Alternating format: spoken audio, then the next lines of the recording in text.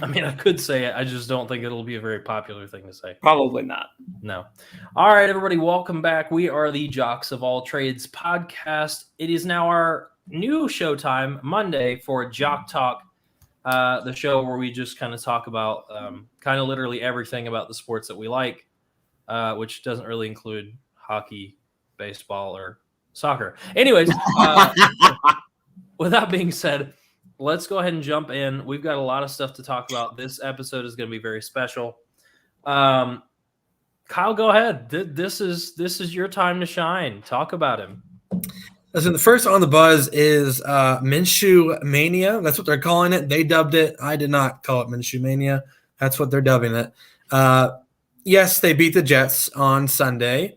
But Gardner Minshew, very much like Ryan Fitzpatrick to most people. Everybody that's been commenting on my thing is kind of equating him to Ryan Fitzpatrick. Never be, the starter, will never be a long-term option. But when he comes in, he did a lot of good things for your team. And he performed very, very well on Sunday. He had the highest passer rating of any Eagles quarterback in the last 8 years. That is something to be said. In a world – an Eagles world filled with, Jalen Hurts should be the guy versus they should draft the quarterback versus they should draft or trade for Russell Wilson. So much talk about what quarterback should they get, and Gardner Minshew just goes out and plays the best that any quarterback has played for the Eagles all year, or even the last 8 years. So, guys, what do you, first of all, make of this Minshew Mania? I'm not saying Jalen Hurts isn't the guy. I'm not saying Gardner Minshew should replace him. I'm just saying Gardner Minshew looked really, really good, and we should probably talk about him. Brad, or Luke, what do you think? As someone who's kind of tried to do a bit more listening when y'all talk about the Eagles, I've heard a lot of talk about discussion about whether it's Jalen or whether it's Howie Roseman or whether it's someone in the middle. The fact that you change out a quarterback and the quarterback does that well should be taken as at least some type of indicator. However, it's the Jets. It doesn't take much to beat the Jets. We know this. So if I am trying to be as unbiased and as objective an observer as I'm trying to be right now, I'm going to sit back and say, okay, Gardner, replicate that performance. Do it again.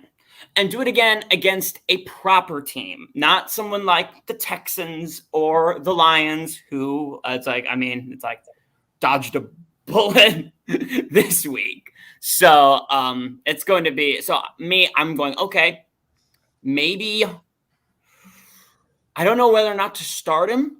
I might start Jalen. But if things are not going well, throw him in, see what happens.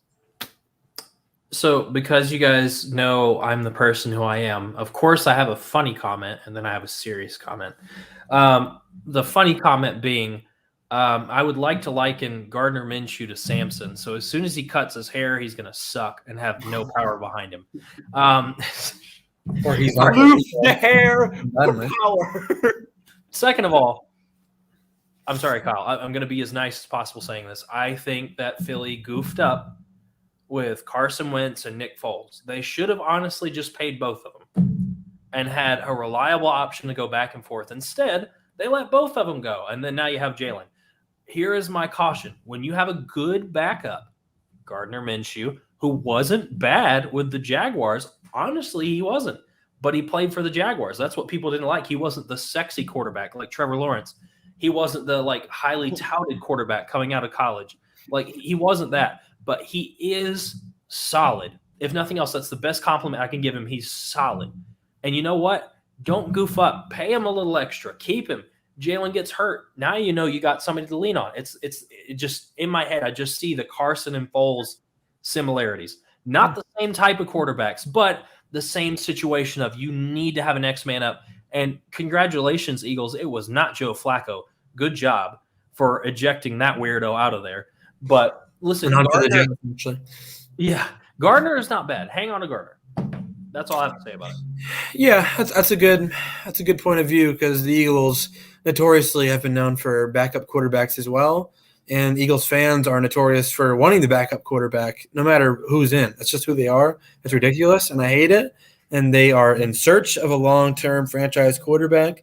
But when you have someone like Carson Wentz, who got hurt, when you had someone like Michael Vick, who got hurt, when you had someone like McNabb, who got hurt, when it's someone like Jalen Hurts, his last name is Hurts. So like you might need a good backup, and Minshew's going to be there next year.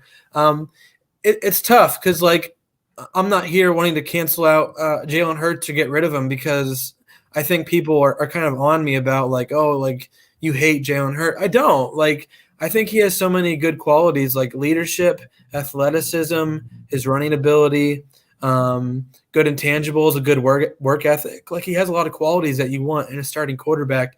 Just what I saw on Sunday, even though it was the Jets, you can tell that Minshew's been around for a while, just in terms of stepping up in the pocket, looking different ways, reading the defense. Like for Hurts doesn't have the biggest arm, and he's not the most accurate.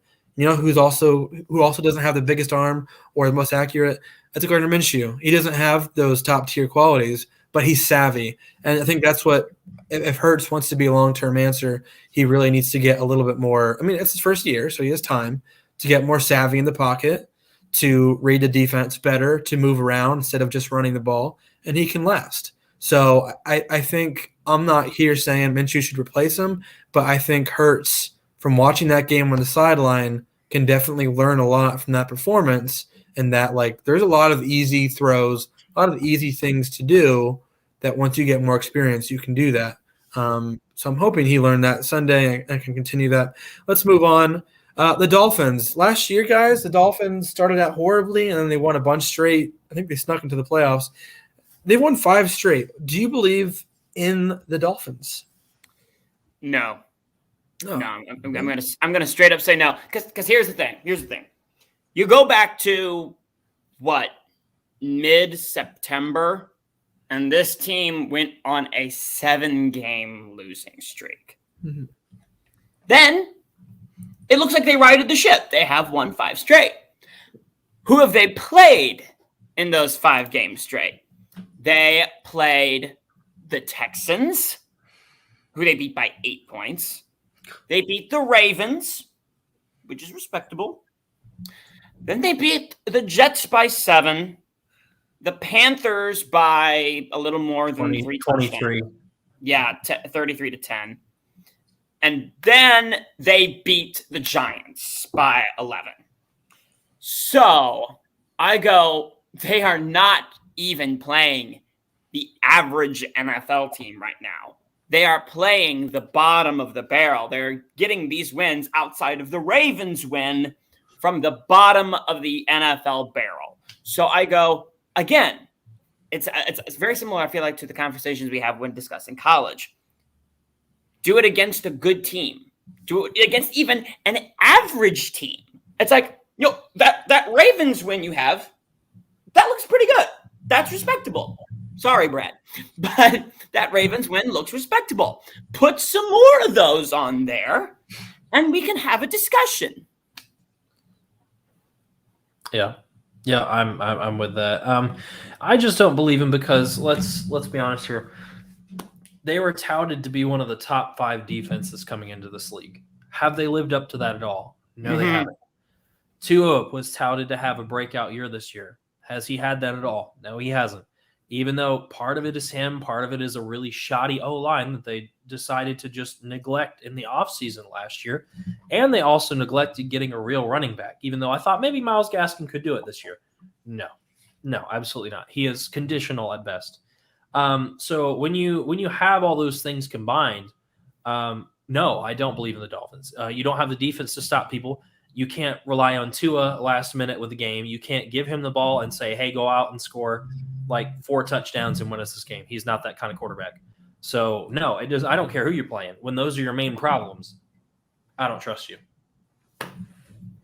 Yeah, they have some figuring out to do in the offseason. Is Tua going to be the guy? Is their defense as bad as this year, or were they just having a bad year this year, and last year was at their peak. Figure out the running back situation because they need a real one. Sorry, Myles Gaskin. And then you're right, fix the O-line because we know Tua's had some injury history. So if anything, the most important thing on that offense is to protect him, to make sure he doesn't get hit all the time.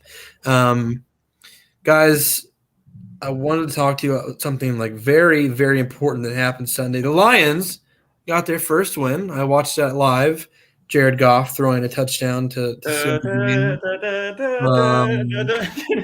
just insane. Dan Campbell, I'm sure, was crying because that's who he is, a very emotional man, and he should be. He had to deal with a lot. Had to deal with a lot with the Lions. He said a really nice thing in his post presser about the whole shooting situation in Michigan when that happened. That was very nice of him to talk about that. But yeah, the Vikings. Talk about the Vikings. What we think about their performance, and is Dan Campbell, is he the right choice moving forward? Let's talk about the Vikings first. Let's start there. That's easier. The Vikings. Do you remember one of the things that we talked about this is lots of episodes ago, so I don't know if either of you will. When we were talking about the draft, what should they take? We talked an O-lineman to keep Dalvin Cook healthy. That hasn't happened. He is hurt. And the second part was their defense is terrible. I think both of those issues were there, even though Dalvin didn't play and Madison still did well. They still yes, I know Kirk Cousins always puts up good numbers. How he manages to do that with the Vikings is because he has Adam Thielen and Justin Jefferson, not because Kirk Cousins is a good quarterback. Excuse me. Let me be clear, though. The Lions, this was not a fluke win. If you look at their game, they were consistent. They played good defense. The offense was clicking. They actually trusted Goff to put it in Goff's hands. And I've told you, Goff is probably one of the most talented people they have on their roster, which is saying a lot because even Goff is kind of a trash can. But when you trust your players, they will come out on top. And Dan Campbell is absolutely the right choice moving forward. I think they're just the Detroit Lions, and that's why they suck. I will not blame that on Dan Campbell yet. As of right now, I will say yet. Because think about it. They tied with the Steelers, too.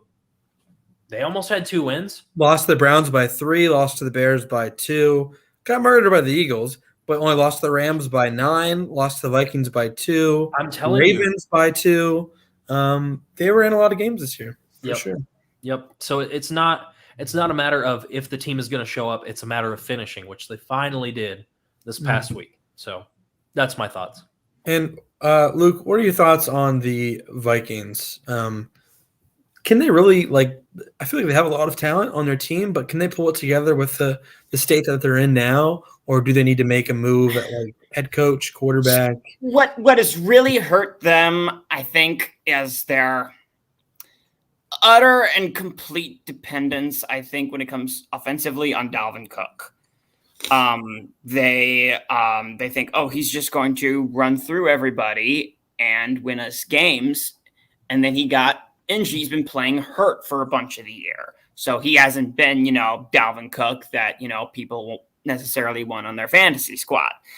And so then you're forced to depend on the quarterback. And I mean, they've got some good weapons. I mean, they've got Justin Jefferson. I think they still have Adam Thielen. But yeah, they did have him. Yeah, they did at one point. So this is a team right now that is very offensively challenged, and their defense isn't much to sneeze at either. Now, this isn't to say that they're not a talented team. They are, which then makes you think, okay, is it the scheme? And a lot of sometimes football woes can come at the hands of scheme. Just ask any very, very talented team like in college that all of a sudden just can't get over the hump, and it's probably scheme. So that's what I would say. And I would say, there needs to be adjustments that happen. And if you feel like something isn't working on the coaching staff, then maybe you need to have a change somewhere. Maybe you need to have a change at Well, in the NFL, it is different. I would say get Kirk Cousins some more weapons, because right now, I mean, it is only JJ. And so get him some more weapons, get an O-line so that Dalvin can do stuff. But other than that, I mean, it's a tricky situation and rather confusing one for the Vikings. Yeah, it is confusing. Let me clear it up. They have plenty of playmakers. They have a terrible shot caller in Kirk Cousins. Yeah, That might be. he has a lot of good stats every year, like you said. I think they do need more of a dynamic weapon at quarterback for sure. I think he's very similar to Derek Carr. But, I mean, their head coach is a defensive guy, and their defense really just isn't always that good. So I think that you should really put into question as well. Maybe they'll make a change at D coordinator, head coach, or quarterback. I think that's kind of the three main things they need to look at in the offseason. But we'll move on to the Aaron Rodgers news. And this might not come from a most accurate source, but we have heard a lot about Aaron Rodgers in the past year, about him not wanting to be in Green Bay for whatever reason. They're not helping him. They drafted Jordan Love and all this other crap. Rumors are he might want to go to Pittsburgh in the offseason. I kind of laughed when I saw this. But what do you guys think about this? Is this a better or is this a worse situation that he's in right now? I'm going to hold out for the sake of time. So, Luke, this is all you. Thanks. No, this is a very hot potato question, because Aaron Rodgers in a Pittsburgh Steelers uniform is just something that you don't think about and have a very hard time picturing. Because the Steelers, I mean, if you listen to a lot of the rumors circling around Ben Roethlisberger, and let's be perfectly frank, as I've said multiple times on this show, Ben Roethlisberger is the worst quarterback in his division. He's not better than Lamar. He's not better than Baker, which is saying a lot, and he's certainly not better than Joe Burrow. So, Pittsburgh getting an all-star level of caliber player at quarterback would certainly benefit Pittsburgh. The question is whether it would benefit Rodgers. And I mean, if you're looking at just competition, it's Green Bay in that division, and that's it.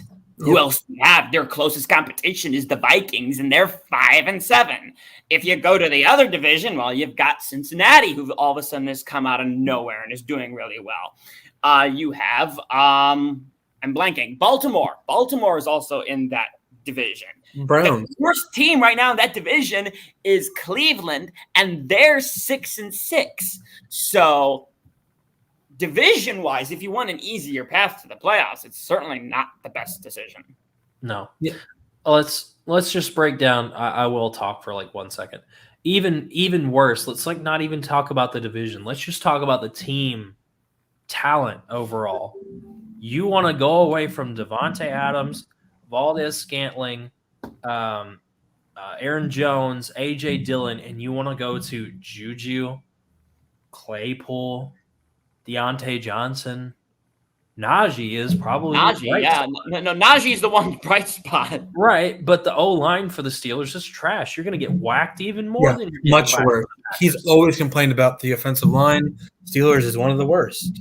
He complains about not having enough weapons. I mean, Freiermuth on the Steelers is doing pretty good for a rookie. Oh, I forgot about Freiermuth, yeah. But Devontae Adams is one of the best receivers in the game. Juju? Nah. Chase Claypool? Not what you think he is. And Deontay Johnson finally has some hands for once, but he's their best guy. Like, Claypool's hit or miss. And Juju's a TikTok star. Like, he's going to be guaranteed Aaron Rodgers is going to be fed up with that crap. So, Najee Harris is definitely probably going to be an elite running back, but he has that on the Packers. So it just doesn't make sense. No, I think he's stupid and needs to cut his hair. Let's move on to the NFL highlights here, then we'll get to some other stuff. Yep. Patriots and Bills playing tonight. That's not up yet, but Cowboys beat the Saints 27-17. Steelers beat the Ravens 20-19. The Ravens went for 2 and missed it. Buccaneers beat the Falcons 30-17.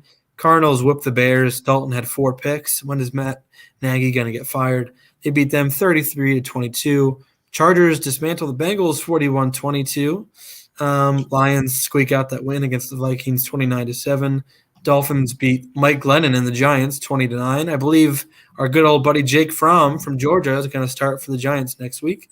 Eagles Jets 33-18. Colts shut out Texans 31-0. The football team beat the Raiders 17-15. Rams murder the Jaguars. Of course, that makes sense. 37-7. Shocker. Seahawks beat the 49ers 30-23. I don't know anything about those two teams. They're just kind of average this year. Chiefs beat the Broncos 22-9. Ugly game. Let's go to our Fix Me first. Brad, do you have a Fix Me for this week? I do, guys. I sure do. I hid it from both of you on purpose because you're both going to be mad at me, but here it comes. It's not an NFL team. Let's just go ahead and leave the NFL as it is. We've talked about all the bottom feeders in the NFL. Fix me. Hey, Clemson Tigers, what is up? Let's talk about this first of all. You've been a powerhouse for how many years? And you skate into the end of the playoff rankings at 19. That's not what you expect from Dabo Swinney at all.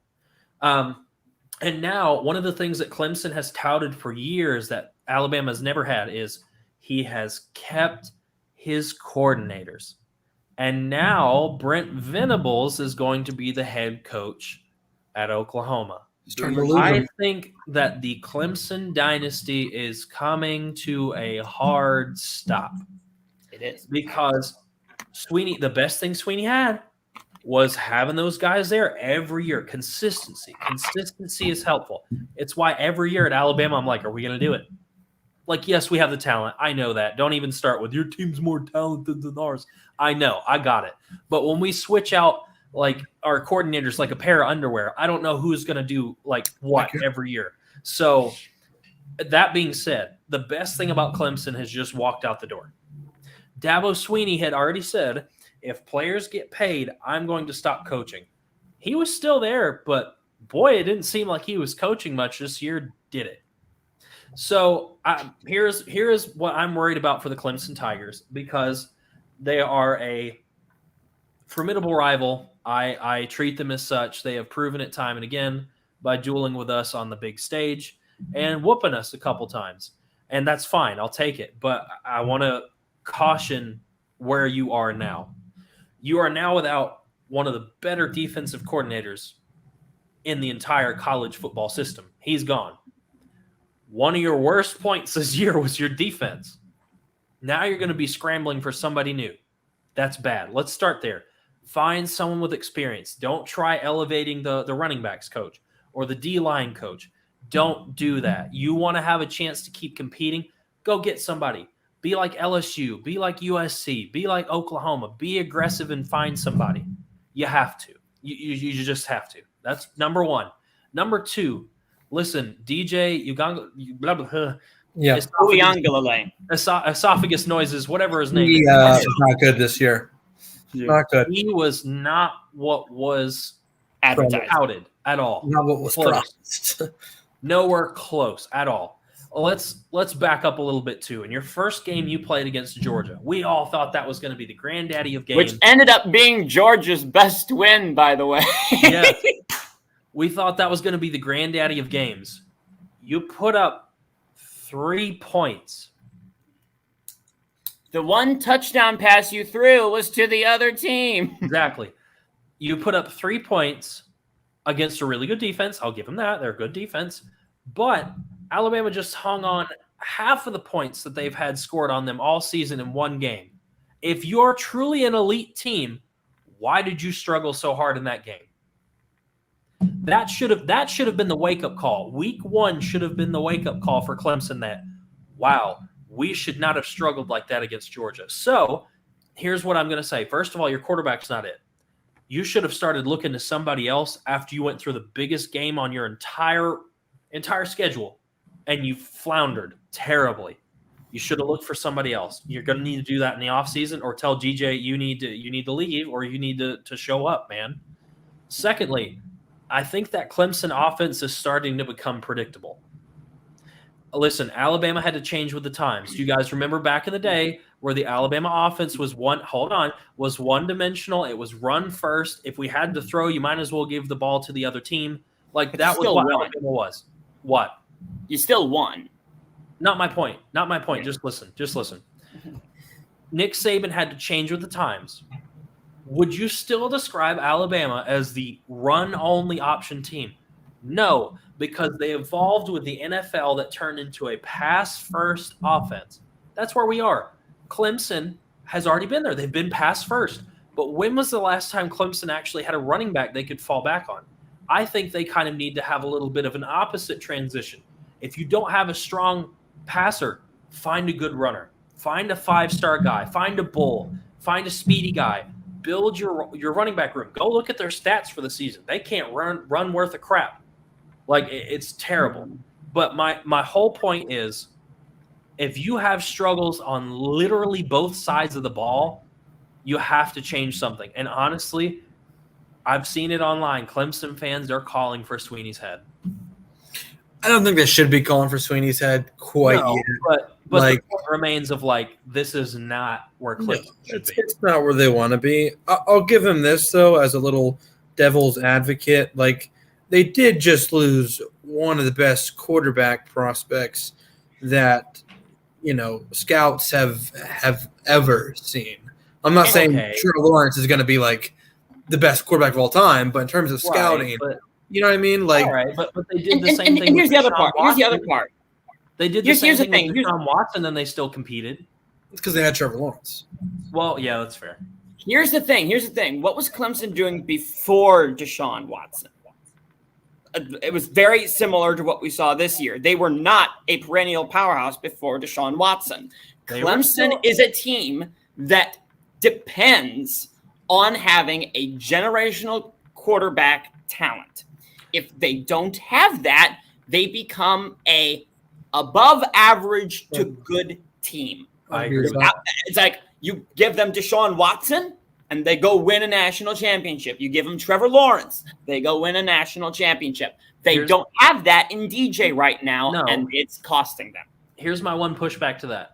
Taj Boyd. They had Taj Boyd prior to Deshaun Watson. Taj Boyd was not bad, but Taj Boyd was not elite. What Clemson did before having generational quarterbacks was have insanely good receivers. Yeah, well, they've had them for a while. This year, no. Justin Ross, that's unfortunate what happened to him because he could have been really, really good. Oh, yeah. He got hurt, and he just wasn't the same this year because injury's still bugging him. I would agree with that, Luke. They need a generational quarterback, but I would also argue that a lot of teams – to be good, really need a good quarterback. Like, look at Penn State. I mean, they weren't or an elite running back, like you said, Brad.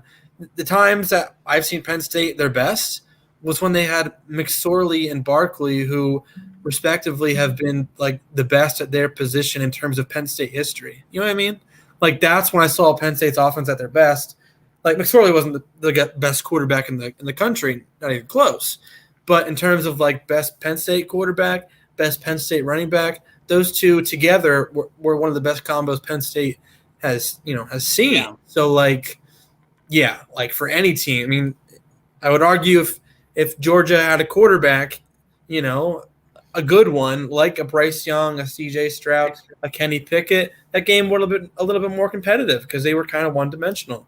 I just think in this league of college football now, like you said, Brad, how it emulates the NFL a little bit, like you're going to need a good quarterback. You can't just survive on having no defense. You can't just survive on having just a run game. You're going to need a good quarterback, a good run game, and a good defense. And every team's going to need to have a good quarterback to like win the big thing. It's kind of why I think Michigan might, probably won't do anything because their quarterback's kind of booty. So, I agree with you. Clemson probably should worry a little bit, but we should see, if they can get a quarterback in, maybe a Quinn Ewers, which we haven't talked about. He's transferring from Ohio State, which is insane. He was the best quarterback prospect in that class, and after 1 year, he's gone. I It's because he should have been a senior in high school this year. Yeah. He should have been a senior in high school this year, and I think he just he transferred into the college game way too early. And I wish him all the best, but I do think the new name, image, and likeness rules that came in did play a part in his decision. Yeah, he came in, and he's probably worth 7 figures right now with all the NIL money that he was able to make, just as being the big hyped up prospect on the Ohio State bench. And now he's going to go and probably play somewhere else. I mean, it's like, here's the thing. It's a tall order to have to right now, looking at next year, potentially having to compete against CJ Stroud, who probably is going to be a Heisman finalist, and is going to be the man next year, most probably. Yeah. Yep. So it is a hard situation. I wish him the best, but I think this is a prime example of him. He forewent his last year of high school ball, and I think that was a bad decision on his part. Well, and the worst thing is he's going to go to a Texas school, which there's not a Texas school that I think is going to be good. And A&M has already said we don't want him. So yeah. But the Heisman finalist, really quick, that just came out. It's Bryce Young, CJ Stroud, Aiden Hutchinson, and Kenny Pickett. Those are the final 4 Heisman finalists. I saw. And we all know who's going to win it. Yes, we do. Kenny Pickett. All right. And so help me, Brad. If you start talking about how few Heisman winners Alabama has had, I'm gonna rock your world, because this will now be 2 years in a row. So you've had the same. Let's call a huge timeout on that. You've had the same player win 2 years in a row, Eddie George. So I don't want to hear it. Anyways, go ahead, Kyle. So next we'll talk about my spicy meatball take here. It's kind of a two-parter. One, I think Brian Kelly will either be fired in a few years or he'll just leave. And then same with Mario Cristobal, who just went to Miami. LSU and Miami, I just don't think they're attractive anymore. Like I don't think anyone in the right mind should be like, I should go there to build my program. It's hard. Like I think Cristobal had it easier at Oregon than he will at Miami. I mean, I know Miami's in a horrible conference, right? But terrible. It is horrible, but like to get Miami on track, many people have struggled and failed recently to do that. I think he has it kind of made it. Oregon's very unique. Oregon has always been very unique with their players, their scheme, their colors, their location. It's always been unique. I feel like you can build something there.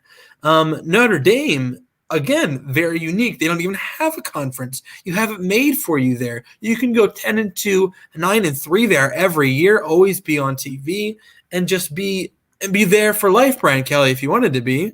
So to go to LSU is interesting because you're in one of the toughest conferences, if not the toughest conferences in all college football.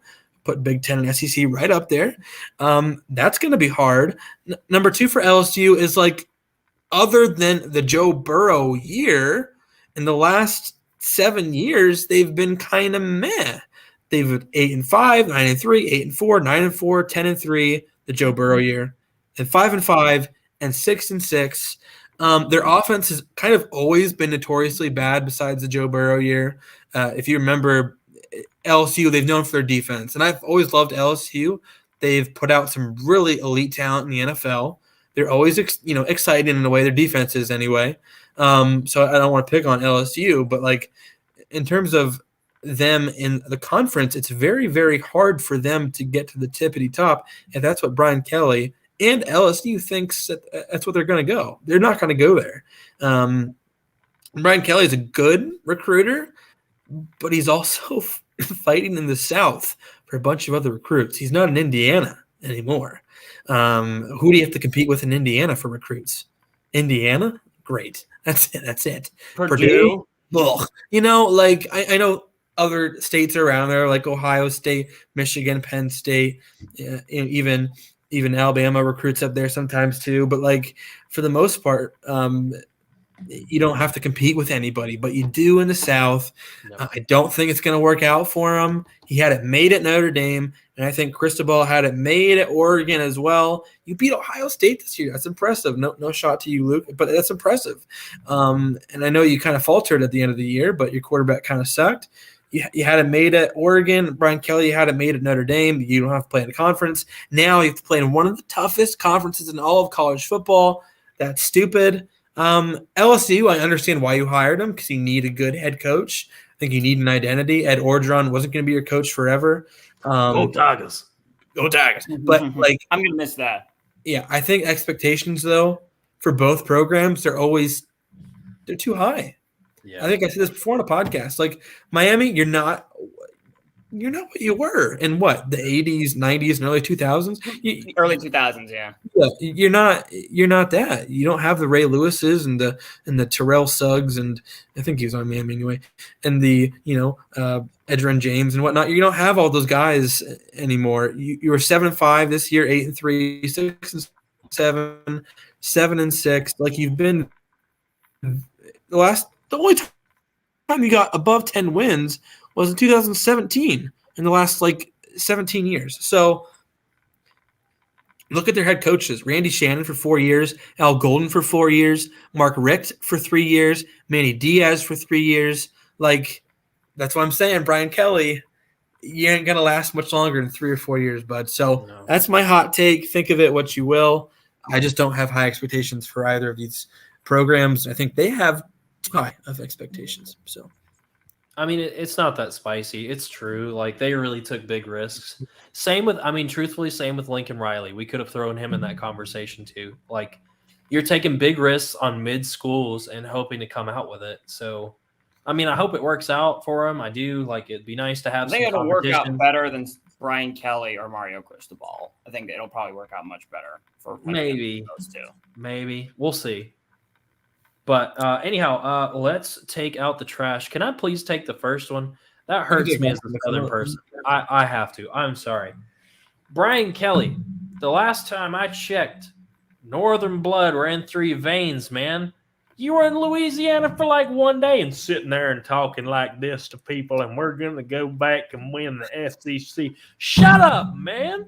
You went to Indiana for how many years? Shut up. Here's the thing, though. Here's the thing. If the South was going to borrow any state from the North, it would be Indiana. Indiana is about the most southern state in the North that you can get. But my man had one bowl of red beans and rice and said, "Whoop, I'm Southern now. Here it is." If that's your whole recruiting plan, man, they done paid you a couple million too much. If you're just going to come in with a Southern accent and I want to go to LSU, their coach is from the South. No one's going to do that. Stop it. Second of all, I don't have as much problem with this, Kyle, I think, as you do. You can have it. Go for it. Kenny Pickett fake sliding. At first, I thought it was kind of crafty, but now I'm just thinking that's really that's kind of taking advantage of it. Have you guys heard RG3 and his voiceover of it because he was announcing that game? No, a little bit. I can't remember exactly what he was. He's like, wee. No, he's going, and there goes. He hits the fake slide. It's not cheating. It's not illegal, but it's just kind of taking advantage of it. It's taking advantage of your safety. Illegal. It should be illegal. Yeah, I think it should be too. Your quarterbacks are designed to be protected at all costs. Whether you like it or not, that's what it is now. It should be illegal. But it wasn't at the time. That's why I don't have a problem with it. But, I get the problem. Defenders are not supposed to whack the guy going down. Of course they stop. Yeah. Everyone would stop. Not a big shocker. Yeah. Clever, yes. But it's one of those, gray-lined kind of rules in, football. And this is why it should be that when the quarterback tucks it, he either needs to hit the ground fast or expect to get hit. Or they just need to, if they start tucking it, that's where the play should be dead. Well, I mean, I'm talking about tucking it and run. Oh, I see. If they're going to tuck it and run it, I'm sorry, treat him like a running back. That's true. All right. They've forfeited the quarterback protection at that point. Yes. Last one for let's take out the trash. Ravens going for 2. Look, Harbaugh came out and said why. I get it. Yes, our cornerbacks are beat up. Marlon Humphrey now is out for the entire season to be added with Marcus Peters and literally every cornerback we have, in addition to all of our running backs. It's not our year, guys. But Harbaugh, trust your team. Go to OT. Trust Lamar. Big Ben moves slower than a freaking tree. Like, why are you terrified of that offense? Like, I didn't understand it at all. I thought it was stupid. Should have just taken the point after attempt and gone to OT. But that's no. Ben Roethlisberger couldn't move slower if he was encased in cement and dragged backwards by a freight train. So yeah, you're not wrong. Okay, so I will do the intro for this. Listen, it is hard to find a place where you can read about every bowl game that's going to happen. I wanted to do it. I have an ESPN Plus subscription, but that's because I have Disney Plus and Hulu. I got it in the bundle. I'm cheap. Shoot me. But listen, like if you don't get it, we are going to take, hopefully not long, to talk about all these games. I know we're going to spend a lot longer on the latter half of games. So let's just hit it. We are going to talk every single bowl game that is coming up, which hurts me to say that inside because there's more than 5. So let's go ahead and hit it hard and hit it early. The first one coming up is the Bahamas Bowl. These are the games that will happen on Friday, December 17th. Toledo and Middle Tennessee State will play each other. Who do you think will win? I'm not even going to ask for difference makers because how are you going to know who the difference makers are? I guarantee neither one of us watched any of these games. Yeah, no. I mean, I'm going to go with Toledo based purely on the fact that unlike Middle Tennessee, they are actually over 500 for the season. So, and that's all I got. Go Toledo. Yeah, I'll take Toledo. Their running back is over 1,200 yards for the season. That's pretty dangerous. I would trust the running attack. So we'll see what happens. I'll take Toledo. Let us slide on over to the Tail Greeter Cure Bowl. Yeah. Between 10-2 Coastal Carolina and 9-4 Northern Illinois. Listen, Northern Illinois won their conference this year. It was a good game. I don't know if you guys got to watch the highlights of that. But you know what? I have always secretly kind of liked Coastal Carolina. I'm going to take Coastal Carolina and I am too. Hope for the best. Northern Illinois has Rocky Lombardi, who played on Michigan State. That's their quarterback. Yep. Rocky Lombardi, all the way, baby. Just because his last name's Lombardi and his first name's Rocky. I like it. Northern Illinois. It's spicy. It's I like it. I like it. Nice. Let's move on to the Saturday, December 18th slate of games. Some of these names are just so stupid. Roofclaim.com Boca Raton Bowl between 10-3 App State, who lost their division but still played a good game, and 8-5 Western Kentucky. They both were finalists in their divisions. I'll tell you who I'm going to take. I'm going to take freaking Western Kentucky because their quarterback Zap has over 5,000 yards, 56 touchdowns on the season. If you find a way to stop that, let me know. I'm taking Western Kentucky all the way. I am going to take Appalachian State because Appalachian State is a team dear to my heart because as an Ohio State fan, they did beat Michigan that one time. It was utterly humiliating for that team up north, and I love it so much. Listen, we all like small teams. It's confirmed. Michigan. I don't know who Kyle's small team is yet, but we're going to find out, I bet. Let's move on to the PUBG Mobile New Mexico Bowl. I hate this. Oh my god! Between 9-3 Fresno State and 7-5 UTEP. Who are we taking, fellas? I gotta take Fresno State. Same. They played a lot of Power 5 teams close this year. If you remember, at the beginning of the year, they played Oregon very close. Almost beat Oregon. Yep. Yeah, so this is a team that is, I think, underrated. So I'm going to take Fresno State. I wholeheartedly agree. And they dealt the champions of their division, San Diego State, they dealt them one of their few losses. So I think I'm also on the Fresno State train. Kyle? Yeah, Fresno State all the way. I agree. All right, let's move on to the next bowl game. I'm going to try not to laugh. I'm sorry. The Radiance Technologies Independence Bowl. We should just name our own bowls. Like we should have a segment where we create fake bowl. No, here's what we should do. We should create fake bowl names and then mix them in with the real bowl names and see if we can figure out which ones are real and which ones are not. We're going to do that for a random fandom. Yes. So number 13 BYU is 10-2. And they will play UAB, who is 8-4. Guys, I'm going to be evil. I'm going to take the Alabama team. I'm going to take UAB. What? Dude, didn't UAB almost retire from football a few years ago? They did. And okay. No way. Taking BYU. Dude, Tyler Algier, the running back. Let's go, Mormon. Nailed it. Put 7 points on Georgia. I'll take UAB.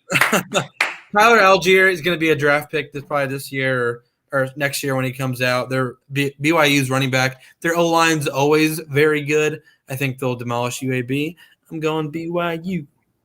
Maybe. I never trust BYU, so I'm going UAB. Anyways, next game. I'm surprised about this. It's the Lending Tree Bowl between Liberty 7-5 and Eastern Michigan 7-5. Here's why I'm shocked. Malik Willis is actually pretty good, so I don't understand why Liberty went 7-5. He's also their leader in rushing yards and passing yards and touchdowns and passing touchdowns. He is the entire Liberty team. Yeah, he is. That's if you don't take Liberty, I'm going to judge you so hard. Oh, I'm taking Eastern Michigan then. Just so you can judge me hard. Listen, he's their entire offense. Yes, he's good. He was projected as a top 10 pick earlier, and then he kind of went downhill a little bit. I think he's going to try to take it all on himself again. I think Eastern Michigan's going to expose that, and they're going to come out with a win. I'm taking Liberty because I am boycotting that whole state for the time being. Works for me. Let's move on to the Jimmy Kimmel LA Bowl presented by Skype. Why? I can't make these up. I literally cannot make these up. So the game is against 7-5 Oregon State and 10-3 Utah State. I'm going to take a weird one here. I'm going to take Utah State. They looked pretty good in their conference game, and they only lost 3. I mean, that's really, you can't ask for better than that. Yeah, their quarterback. He's Logan. Yeah, Logan Boner, 36 touchdowns. Wait, is that actually his last name? What's that? Is that actually his last name? What, Logan Bonner? Yeah. Bonner, okay. You need to make sure that you're saying the correct vowel there because it sounded a little sus. Boner? Pretty sure I did, Luke. I don't know what you're hearing over there. I don't know. Yeah, I'm going to go with Utah State. Faux show. I will too. Sweet. Let's move on to the R&L Carriers New Orleans Bowl between 7-5 Marshall and 12-1 Louisiana. Listen, if I ever got bored in NCAA football, I would always pick the Ragin' Cajuns just because I like the team name. So why stop now? I'm going to go with them. So am I. For the exact same reasons. Yep. We are Marshall. Yep. Love that movie. That was a great movie. I love that movie. I'm going forgetting Sarah Marshall? That's really good too. Yeah, sorry. No, go Marshall. Picking Marshall. All right. Let's go to the weird Monday game that literally no one expected to happen on the 20th, where we're going to play in the Myrtle Beach Bowl presented by Tax Act between 6-6 Tulsa and 6-6 Old Dominion. You know what? I can't roll with Tulsa because when you have a quarterback that throws 16 touchdowns and 16 interceptions, I don't trust your offense. So I'm going to go with Old Dominion. I'm going to go with Tulsa just to spite you. Fair enough. I'm going to go with Tulsa because they actually played Ohio State fairly close for That's a right, lot of they the game did. when they played Oh them. yeah, that's right. So I think Tulsa might be just a tad underrated. So Okay, knowing that they played against Ohio State, maybe that's where some of those picks came from. I'll actually switch over to Tulsa. That's a good point. converted. Let's go to the Tuesday game slate on the 21st. The famous Idaho Potato Bowl. So famous that we all know exactly what bowl game it is. Between 6-6 Wyoming and 7-6 Kent State. When your starting quarterback has thrown 6 touchdowns and 7 interceptions, I don't really trust that you have a good offense going on. I'm going to take Kent State. Kent State is rarely ever good, and Nick Saban had played there when he was a young man ages ago. So I'll take Kent State. Yeah. Can't read, can't write, Kent State. No, I'll take Kent State as well. Dustin Crumb's actually pretty good. However, Wyoming, I'll give you this. I love college football 14, the game, and people still play it today. On YouTube, this one guy has a franchise that he does that I watch like religiously, and he played with Wyoming, so I kind of know all these players, but I'll still go with Kent State. Fair enough. Did you say one way or the other, Luke? I was going to go with Kent State as well. Okay. All right. Well, then let's go to the Tropical Smoothie Cafe Frisco Bowl. Oh my gosh! Between number 24 ranked San Diego State, who's 11-2, and UTSA, which is 12-1. I kind of like UTSA. I've seen a couple games that they've played, and they actually look like they are not pushovers. Are they like the best team in the nation? No, but they did win their conference, so I'll go with the conference champs. Yeah, I'm gonna go with UTSA as well. I got to go with UTSA as well because that team was kind of like the Cinderella story until they lost, but I'm still rolling with them. I agree. Let's move to the Wednesday slate on the 22nd. Only one game, but no one cares about it. It is the Lockheed Martin Armed Forces Bowl between 8-3 Army and 6-6 Missouri. Listen, I'm going to roll with the SEC here because Army has only really given me one game I cared about a couple years ago where they almost beat the crap out of Oklahoma, which was like so close. But listen, I'm going to keep with the SEC only because I think it's Tyler. Is it Tyler Beatty? Yeah, it is. Yeah. Had 1,600 rushing yards and 14 touchdowns. That is insanely good. I'm going to take him. I got to go with Army because I am a ton more patriotic than you. And I just don't think, Missouri is an SEC school. Therefore, anything less than a New Year's Six bowl, they don't care about. I'm gonna go Missouri as well. I feel like other than their Tennessee and their Georgia game, they played okay this year. Yeah. So I think they're all right. So I'm gonna go Missouri. Sweet. Did my stuff just move? Yes, it did. Okay, there we go.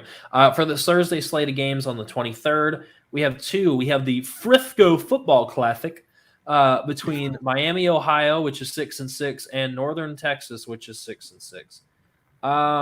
Listen, I don't know if this is true or not, but I'm looking at it, and I haven't had a chance to look it up. But is it possible that Blaine Gabbert's little brother is the quarterback for Miami, Ohio? Yeah, I think that might be. I'm gonna roll with Miami, Ohio then. I think I will too. Blaine Gabbert was like bottle rocket. He was great for a minute and then burned out really fast. Yeah, it's Blaine Gabbert. It's his brother. Yep. I see. Cool. Yeah, I'll take Miami, Ohio. What about you, Kyle? Yeah, same. Sweet. Let's move right on to the Union Home Mortgage Gasparilla Bowl. That is Gasparilla Bowl. Between 6-6 Florida and 8-4 UCF. You guys are going to accuse me of the SEC thing here, but I have to take Florida because UCF has no idea what they're doing at quarterback. So why would I think you know anything that you're doing on offense? Not saying that Florida is good by any means. They're not. But they've gonna got go. to be better than UCF, right? I'm going to go Florida too. They're just way more talented. I mean, Florida's kind of in a state of flux as well, but if you look at who UCF played this year and then who they lost to, it's just I think they're not very good. So I am going to roll with UCF. I'm going to roll with UCF. I think Luke hates the SEC. I think so too. The recent events have not helped my feelings for the SEC. But I will say, we're good? Yeah, I know. Yeah, sure. I will say, because UCF is going to give Florida their best shot because it's an SEC team that they don't get to play that often, and they're an in-state rival. They're going to get UCF's best shot, and I don't think Florida is going to care enough.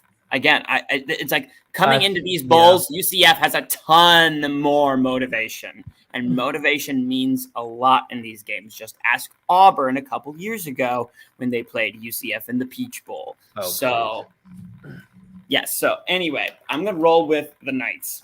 I knew where he was going with that. Friday, December 24th, Christmas Eve. If you feel like wasting your Christmas Eve watching the Easy Post Hawaii Bowl, have we got the game for you? It is 6-7 Hawaii, shocker, against 6-6 Memphis. I don't know. I think I'm gonna have to take Memphis. Only because they've put up more of a fight looking through their schedule than Hawaii has in like any of their games. Yeah, Memphis. I just think they've churned out some decent pro talent the last number of years. Yep. Antonio Gibson, Kenny Gainwell, me. What? And a couple players on defense too that are escaping me right now.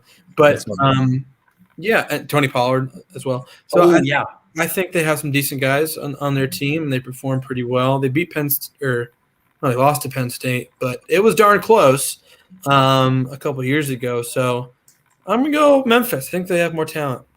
I'm going to go with Hawaii because this is basically a home game for them. They're in Hawaii, and who from Memphis is going to fly all the way to Hawaii on Christmas Eve? So it's going to be the homest of home games for Hawaii. And I'm sorry, I got to go with that can be a major advantage in football. So I'm going to go with the home team. I'm not laughing at that. I'm laughing at you saying the homest of home games.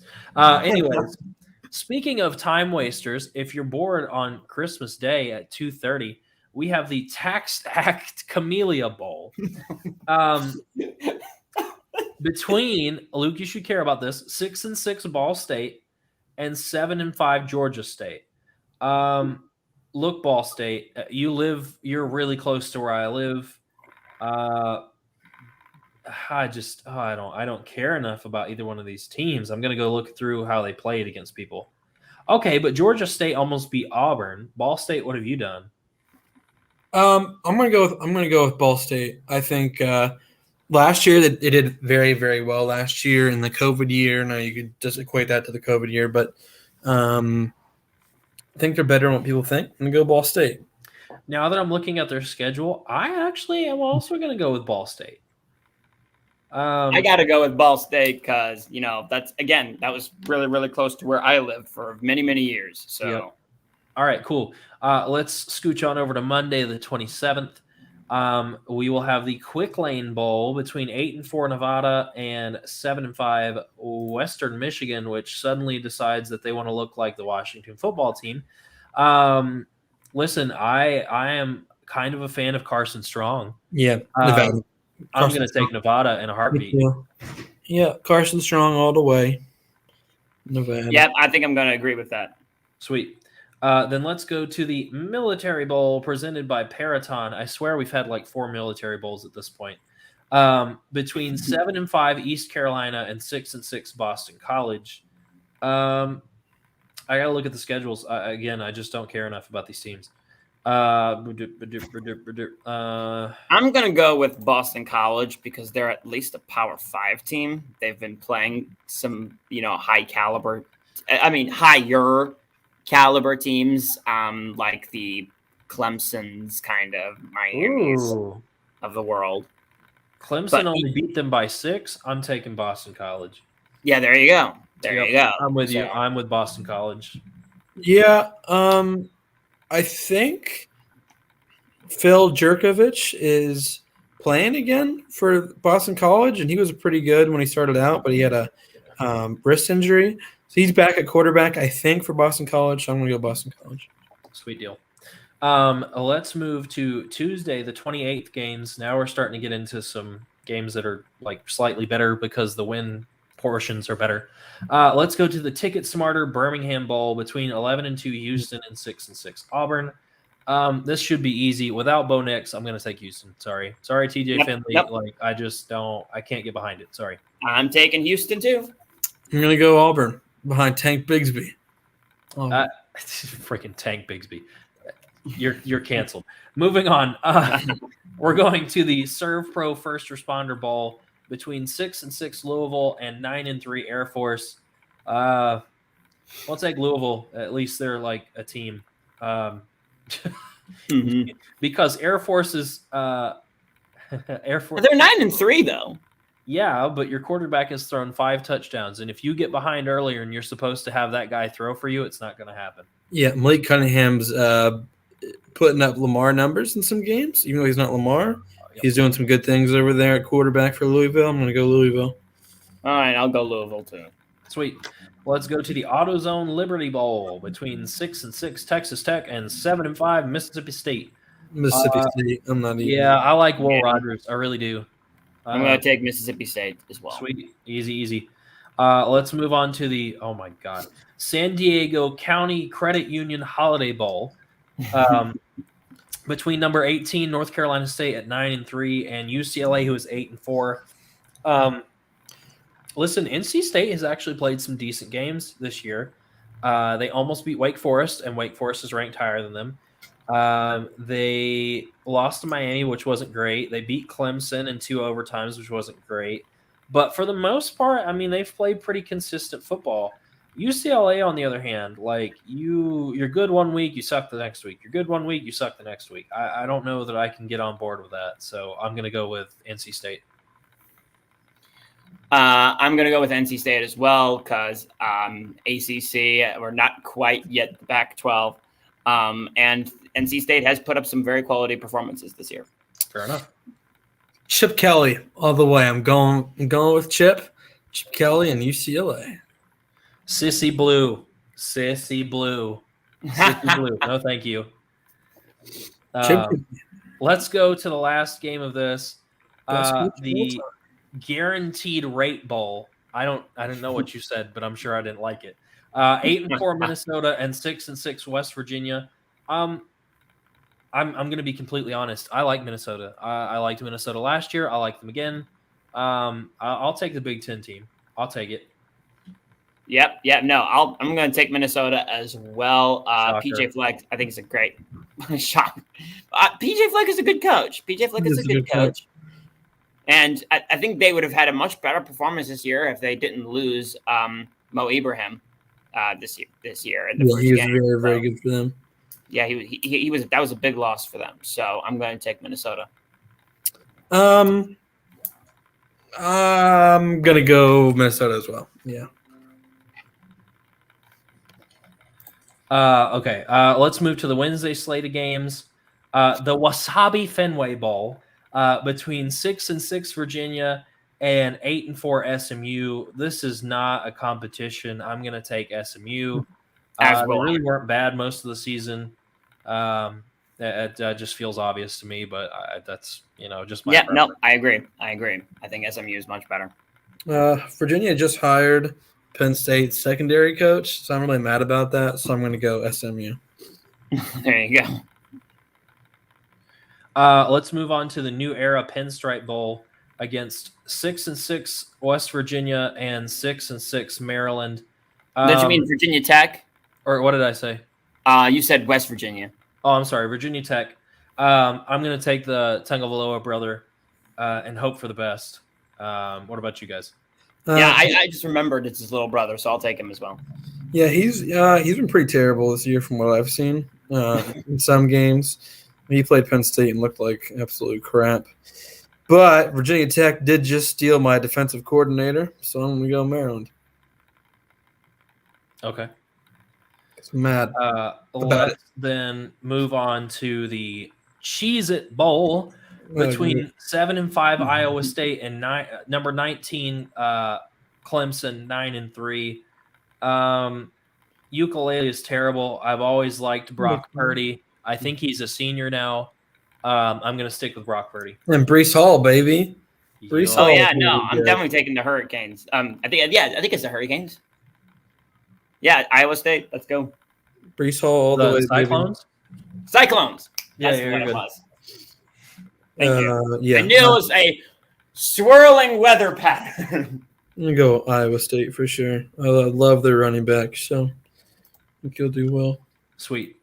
Let's go to the Valero Alamo Bowl between number 16 Oklahoma at 10-2 and number 14 Oregon at 10-3.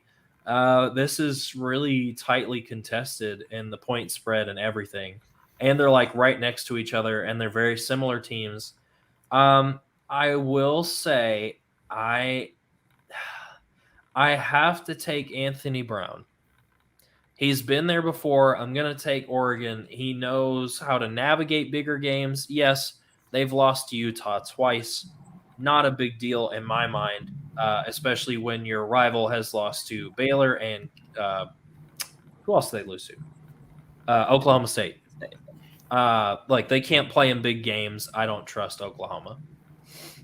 I'm going to go Oklahoma just because both these coaches, right, they're out. But Oklahoma is getting their old coach, Mr. Stoops, back in to help out a little bit as interim head coach. And, yeah, I think Oklahoma. Sweet.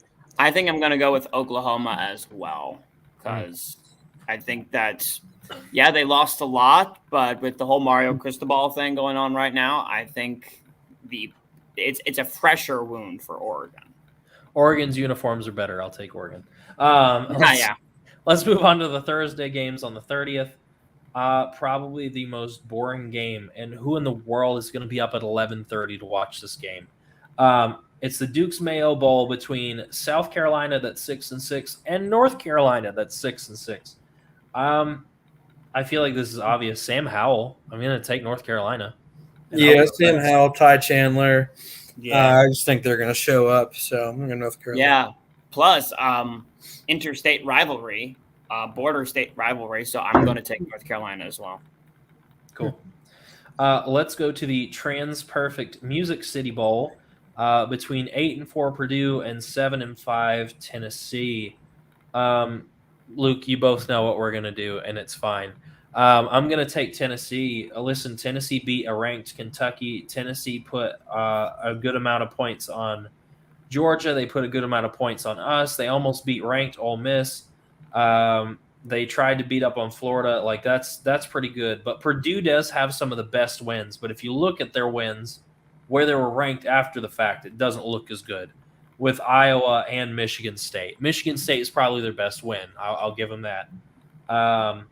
But, I mean, it's potato-tomato in this game. They're both really the same kind of teams in their conferences. So, I like Hendon Hooker. I'll take Hendon Hooker. Love David Bell from Purdue, the receiver.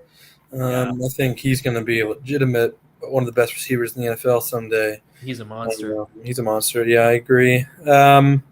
I wish he had a better quarterback throwing to him. That's my only thing that keeps me from Purdue.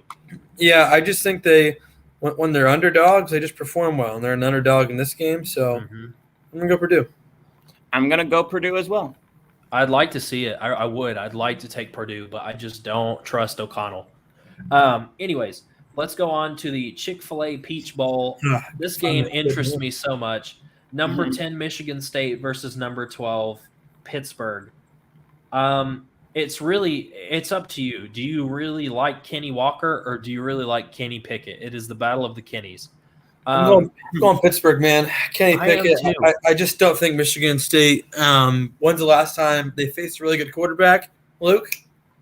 That dragging 56-7. Thank you. Kenny Pickett's also very good. I think he's gonna kill him. So I think Sparty can pull it off. I think I'm going to go with the Spartans here. So I think Kenneth Walker is due for an explosive game, and I think he might. Given if he plays, he might not. Right. But if he plays, I think he's due for a big performance. I'm going to take Pittsburgh because all you have to do is shore up Kenny Walker, and that entire offense falls apart.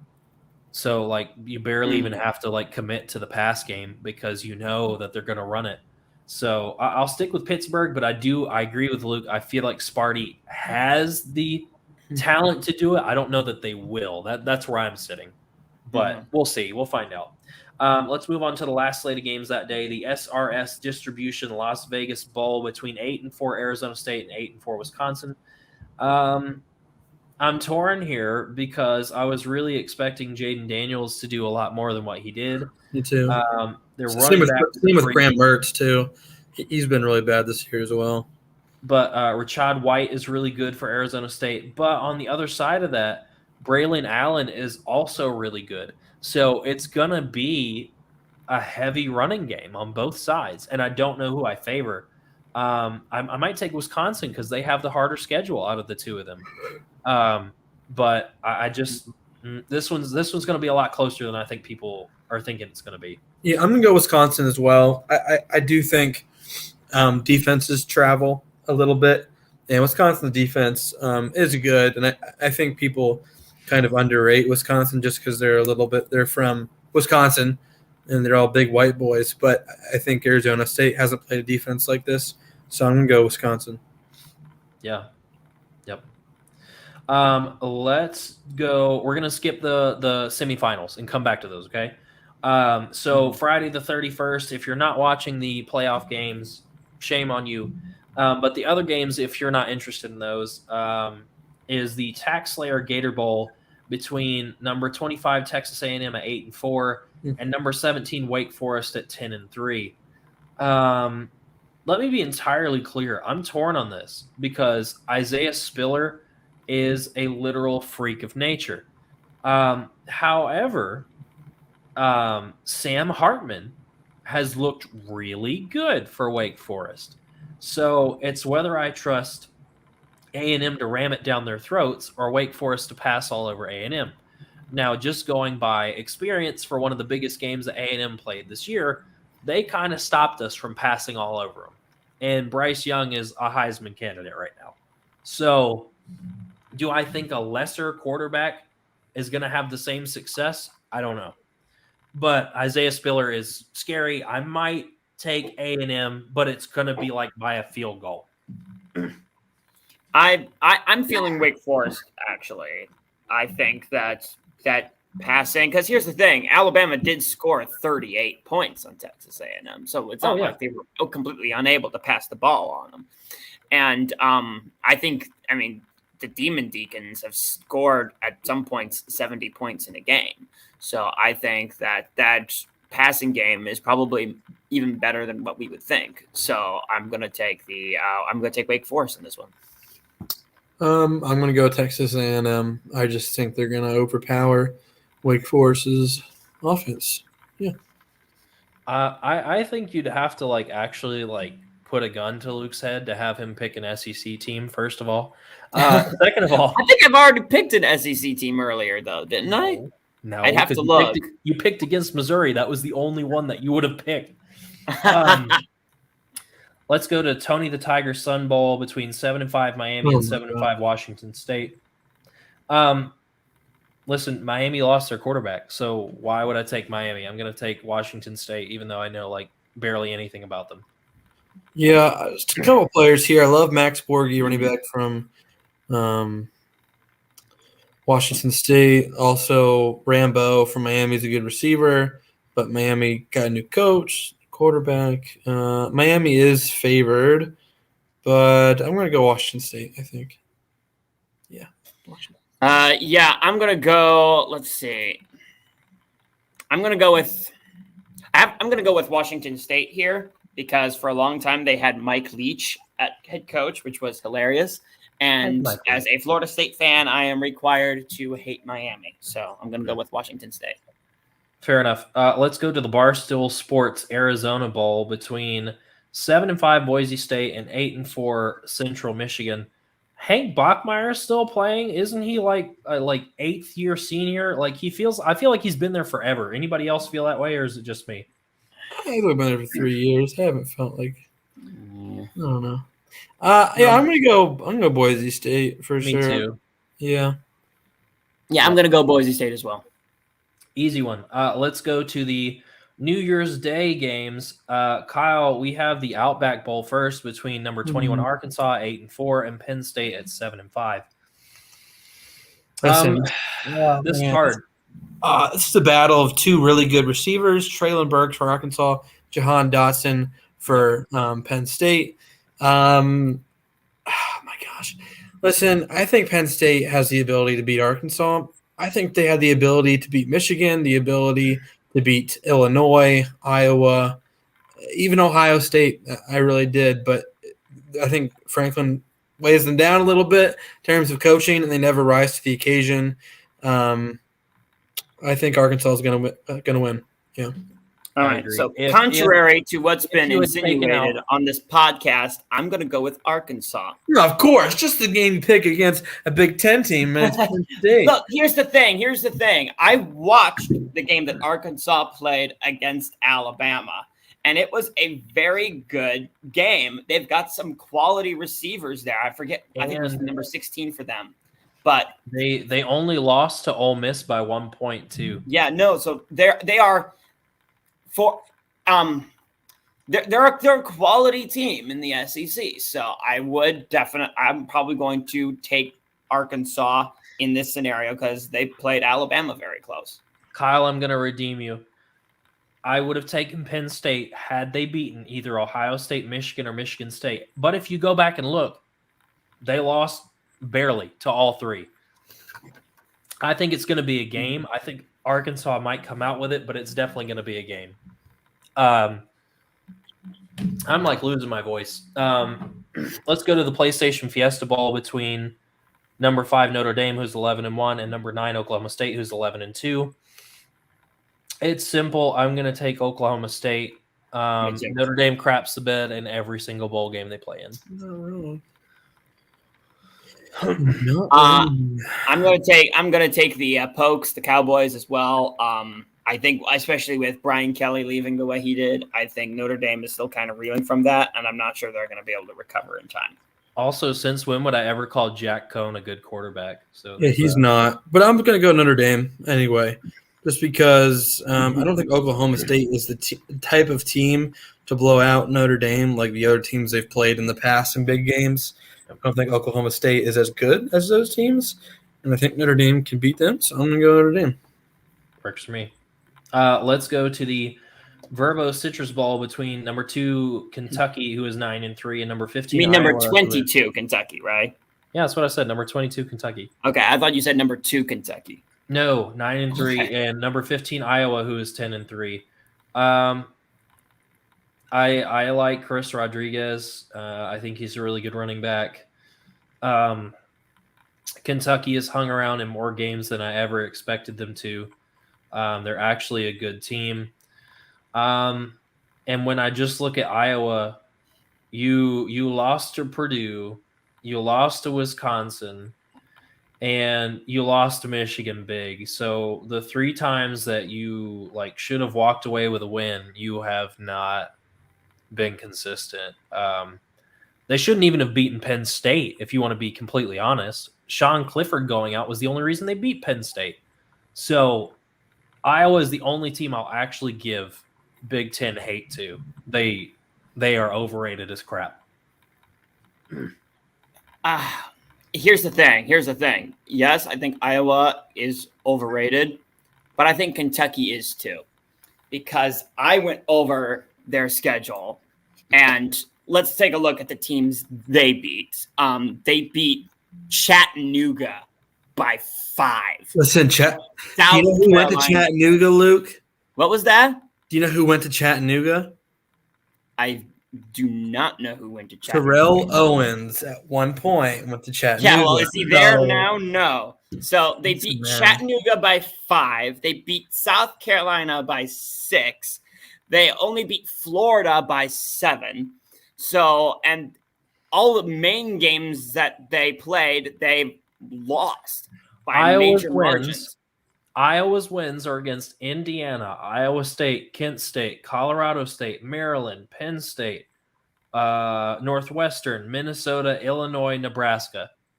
Are any of those teams good? Listen, Spencer Petras sucks. He's horrible. He's a horrible quarterback. I'm going Kentucky. No, I'm going Iowa. Go Hawkeyes. Yeah. They suck. They suck so bad. Take off the Big Ten blinders. They're awful.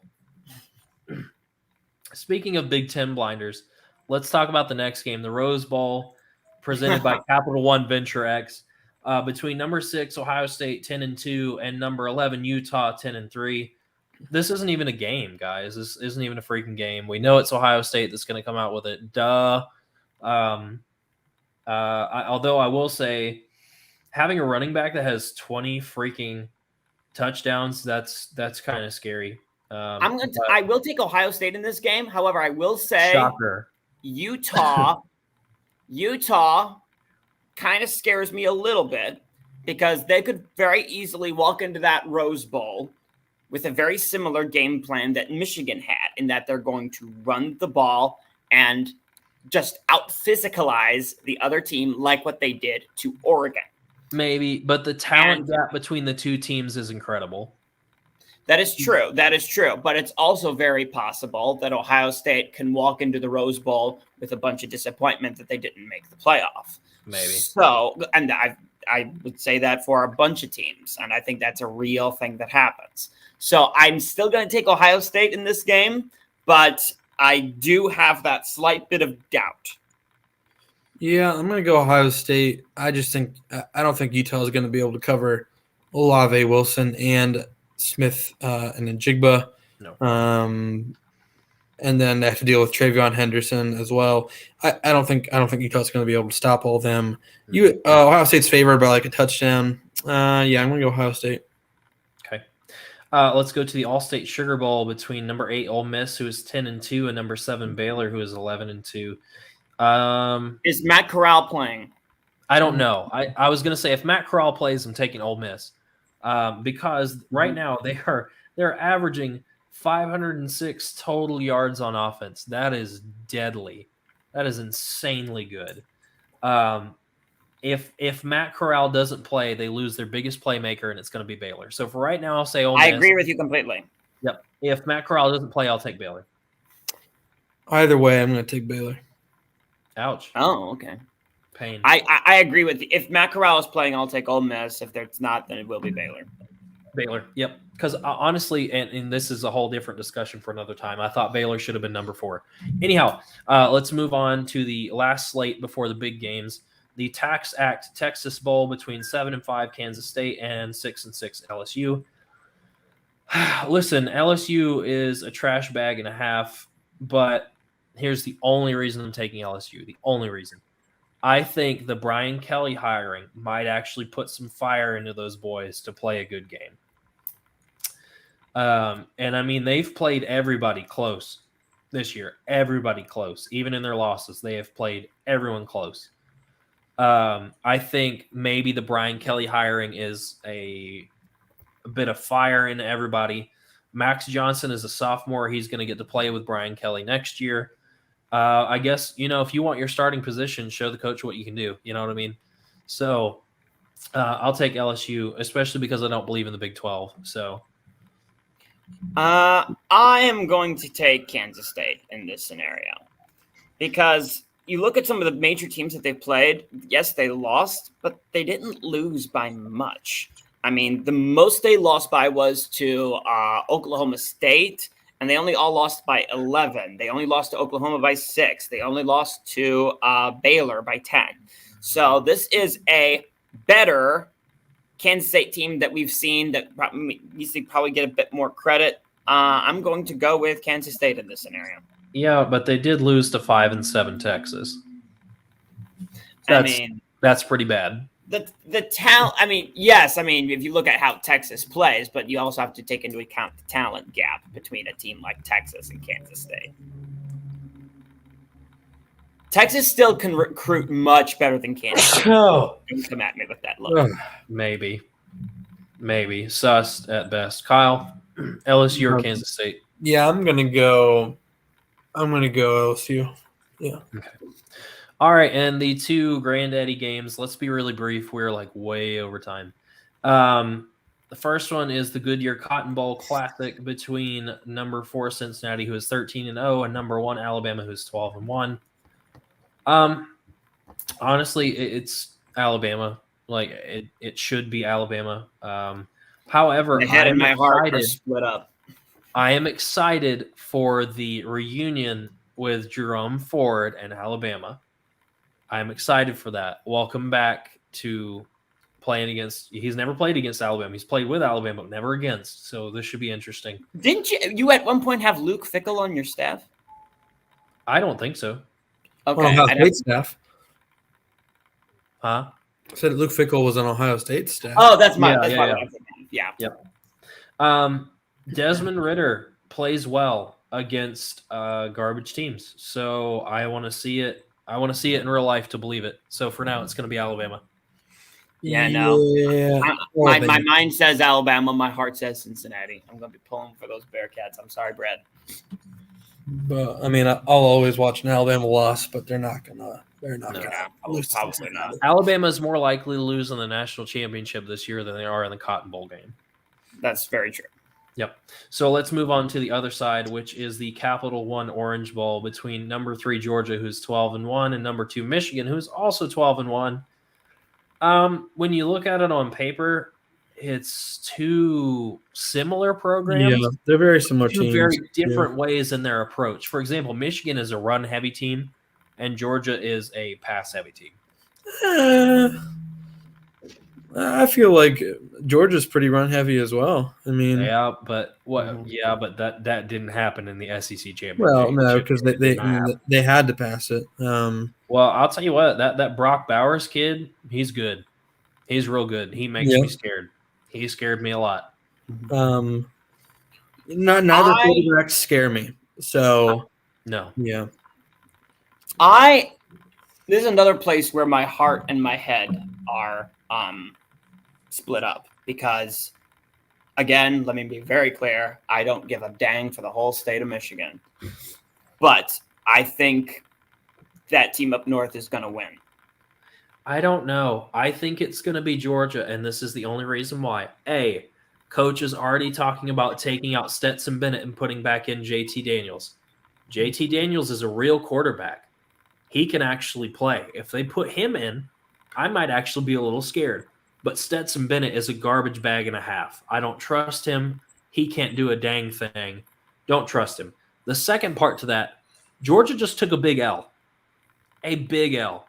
Now, there's two things that are going to happen. Either they're going to fall apart because of it, or Kirby Smart is going to say, you want in this? Here's your chance. You better get in there and knock them out. So or here's the other thing, and here's what I believe happened. And I can't believe I got sucked. And I can't believe I got sucked into it. And you, Brad, you were closer to the truth than I was, which saddens me. Georgia doesn't belong in the playoff. No, but now that they're there, they've been overhyped all year. Their best win was ended up being against Clemson. Who would you rather have in there? Yeah, no. So I don't know. Who else would I have in there? I was like, I hate think it. Notre Dame actually has a stronger strength of schedule than Georgia. Notre Dame never shows up. Not putting It doesn't. Okay, I'm sorry. I can't let that slide by. I know we're past time, but we're going to talk about it. Notre Dame does not have a stronger strength of schedule. Let's go through the freaking games they played. Florida State, they won by 3.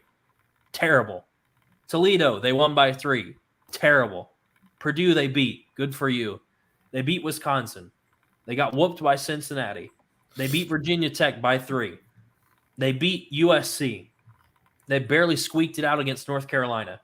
They beat Navy. They beat Virginia. They beat Georgia Tech, and they beat Stanford. None of those are quality wins. Not a single one of them. All right. Well, let's look at Georgia. Clemson. Okay, fine. I'm not defending UAB, Georgia. I'm just saying Notre Dame South wasn't Carolina, any better. Vanderbilt, Auburn, I know.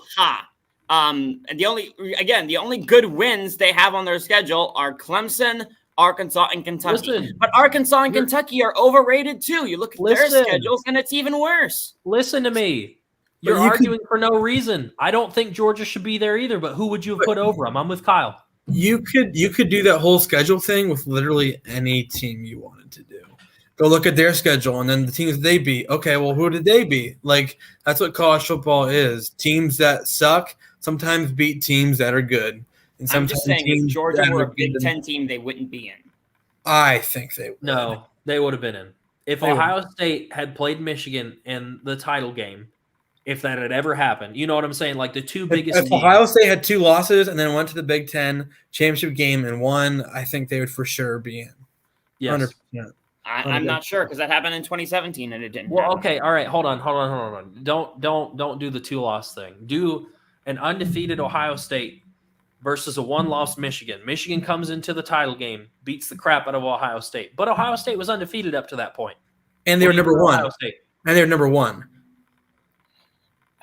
I don't think they fall. Dude, it happened in 2015. It happened in 2015. Where Ohio State was the number 1 seed, or we were in the top 4. We lose to Michigan State. We were clearly one of the best 4 teams in the league in college football. But did you got dropped out? Yes, but was that the title game? It wasn't the title game, but No. you said it yourself. The title game in the Big Ten is never the actual title game. No, it's we not. all know the actual title game happened in Ann Arbor this year. I know. So. No, I'm just I don't like Georgia. You know this. I went on a rant about Georgia shouldn't even be there.